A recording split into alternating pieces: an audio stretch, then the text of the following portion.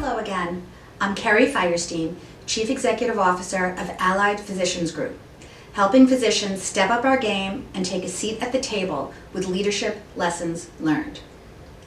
How many hats do you wear on a given day? At work, we are clinicians, team leaders, HR consultants, and marketing advisors. Most of us can put the "buck stops here" sign on our desk. Now add your at-home hats: parent, spouse, cook, chauffeur, and many more. We have so much responsibility, it's easy to be overwhelmed. On a busy day at my office, I can barely find myself. Even on a quiet day, there are so many things competing for my attention, I often don't have time to cross anything off my to-do list. Sometimes, I don't even have time to make my to-do list. And if I do, so many important things are never on that list, like time to think and time to relax. Do I just need a better list? Do I need to find a way to fit more tasks into my day?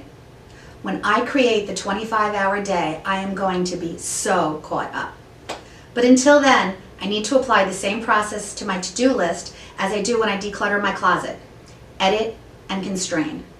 I can't find more time, but I can make better use of the time that I have.